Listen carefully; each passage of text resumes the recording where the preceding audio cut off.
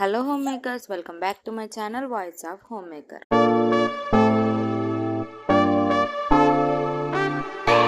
డైరెక్ట్గానే వాయిస్ ఇద్దాం అనుకున్నా కానీ కొంచెం డిస్టర్బెన్స్గా ఉందని చెప్పి మళ్ళీ వాయిస్ ఓవర్ ఇస్తున్నాను. ఈరోజు వీడియో దేని గురించి అంటే, మీలో చాలామంది మీ డెలివరీకి ఎంత ఖర్చు అయింది అని చెప్పి అడుగుతున్నారు. సో ఈరోజు ఫుల్ డీటెయిల్స్ ఈ వీడియోలో మీతో షేర్ చేసుకుంటాను. నేను డెలివరీ అయింది అయితే విజయవాడ స్టెన్ ఛాన్స్ హాస్పిటల్, అదే అమెరికన్ హాస్పిటల్.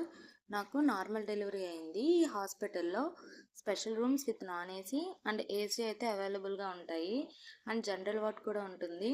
జనరల్ వార్డ్లో 4 మెంబర్స్ ఉండొచ్చు అండ్ సపరేట్గా బాత్రూమ్ ఉంటుంది. కొంచెం దూరం డిస్టెన్స్లో ఉంటుంది అనమాట.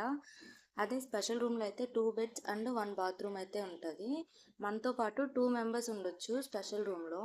అదే జనరల్ వార్డ్లో అయితే ఒక్కరికి మాత్రమే పర్మిషన్ ఇస్తారు. మేము స్పెషల్ రూమ్ నాన్ ఏసీ అయితే తీసుకున్నాము.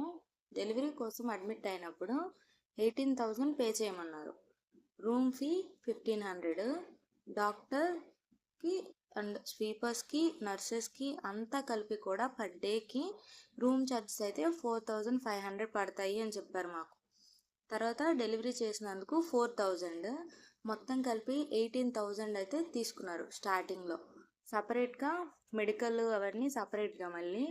అండ్ మనం రూమ్లోకి కావాల్సిన ఫుడ్ కానీ, లేదు అంటే వాటర్, హాట్ వాటర్ కానీ అన్నీ సపరేట్గా మళ్ళీ మనమే కొనుక్కోవాలి. బయట ఖర్చులో అప్రాక్సిమేట్గా 5,000 అలా అయ్యి ఉండొచ్చు. ఓన్లీ హాస్పిటల్కి అయితే 25,860 రూపీస్ అయితే అయ్యాయి. ఇవి నా డెలివరీకి అయిన టోటల్ అమౌంట్. ఇంకా ఏమైనా డీటెయిల్స్ కావాలి అంటే కమెంట్ చేయండి.